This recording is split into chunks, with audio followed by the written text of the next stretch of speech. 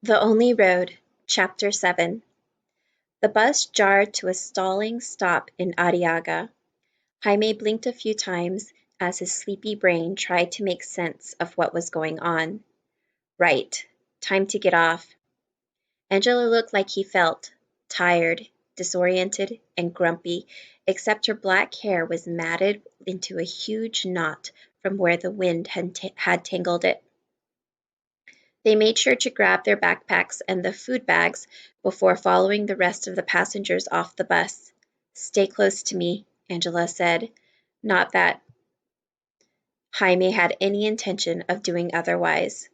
The bus ride had taken close to 6 hours with all the checkpoints. A clock inside the station said it was 9:53 p.m. The people who got off the bus took off in various directions and disappeared into the night. Jaime and Angela stayed within the lights of the bus station, looking around. The bus station seemed to be in a mostly abandoned part of town, if it was a town. The wind shifted, bringing scents of salt water and rotten fish from the Pacific Ocean 10 kilometers away. An old man staggered by, muttering to himself. He stopped in front of a burned-out light post and began swearing at it for ruining his life. Next to the station, 2 cars sped down the main carretera that the bus had come in on, engines roaring as they zipped by, going 1,000,000 kilometers an hour. A handful of run-down storefronts stood in front of the station, locked up tight for the night. Cigarette butts, candy wrappers, and dog poop littered the area between the station and the gravel street. Other than that, there wasn't much beyond trees and electrical posts, unless you counted the graffiti painted on the locked partition of one of the storefronts. Váyanse Centroamericanos, followed by rude words. The graffiti gleamed with fresh spray paint. "They don't want us here," Jaime said under his breath.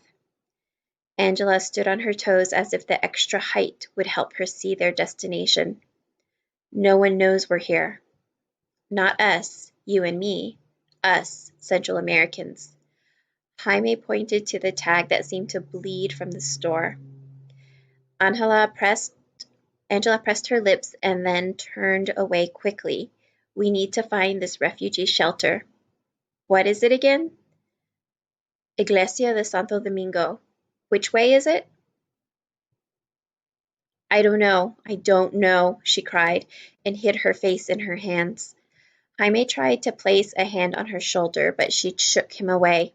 "Stop with all the questions." Angela crumbled onto the concrete. Jaime crouched next to her and put his arm around her. This time, she didn't resist. In his head, he heard what Tia, Angela's mother, always said when one of the children cried. "He's just tired. Poor thing needs to sleep." Tired. So much had happened in the last 24 hours. He had fallen asleep in Pancho's truck. He had dozed off in the bus. He never thought whether Angela had as well. He didn't even know if she had slept the night before. He licked his lips. He wasn't used to worrying about other people. That was Mama's job, and Angela's, and Miguel's. What would Miguel do? The answer came as if Miguel were right there whispering in his ear. "Break things down and look at everything logically. Un paso a la vez," he said, "one step at a time." Jaime gave Angela's shoulder an extra squeeze. "We'll figure it out. First thing we have to do is find this church. We'll have to ask someone, preferably not the old man who is now shouting random words at the light post." Angela took a deep breath as she tried to regain control. "We have to be careful. The security checkpoints we went through, they weren't just for drug traffic. Remember the Salvadorian woman? Los Mexicanos really don't like us. They think we're all criminals and not as worthy in the eyes of God." He knew all this, of course. He knew their lives were at stake, just as he knew what would happen if they were sent home. "We have to find this church. We can't sleep here."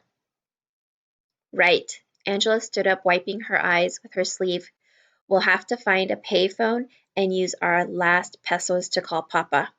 Hopefully, he can get a hold of Padre Lorenzo, who can Jaime waved her to stop. His attention returned to the graffiti like a magnet pull. Something was written under the hateful words. He edged closer to the grass median that divided the bus station parking lot from the street to be sure he read correctly. God welcomes all at Santo Domingo, 17A, Norte. Angela, look! He pointed at the writing. Could it be a trick?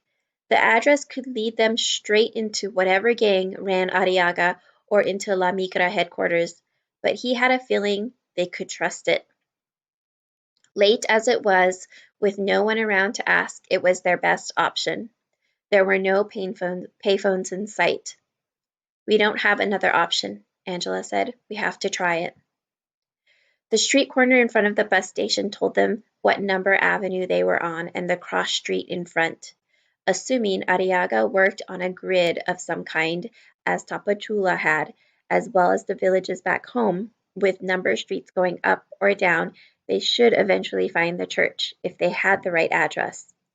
They followed the dark paved highway until it crossed the railroad tracks and the streets changed from sur to norte, but then encountered a series of wrong turns. In the dark, in a strange town, every place seemed dangerous. Down one gravelly dirt street, rowdy voices screamed behind closed doors until something like a gunshot demanded silence. Angela and Jaime grabbed each other's hand and ran the other way. Another wrong turn led them down a dark street where two men outside a bar leered and beckoned to Angela. Then Munesa, I wanted to show you something. Jaime did what Miguel would have done. He told them off for being disrespectful pigs whose mamas had not raised them properly and that they should not rot in hell. Except while Miguel would have said it out loud, Jaime said it inside his head. Outside his head, they both ignored the men and hurried to find a safer street. After some other streets that dead-ended at someone's house or by the river, they finally found a street that crossed 17A Norte. A wooden cross with the faded words Santo Domingo written on it was nailed to a post. An arrow pointed down the street. Smoke rose into the night sky from what smelled like a bonfire, and laughter echoed from the nearby river. The residential street of crumbling houses ended in front of a run-down church. Its stone and concrete structure was barely standing, requiring the aid of rope and string in a few places. A few men sat outside on the steps smoking hand-rolled cigarettes and speaking in low voices. When Jaime and Angela approached, the overweight man in the middle stood up. Are you looking for shelter? I'm Padre Kevin. Bienvenidos.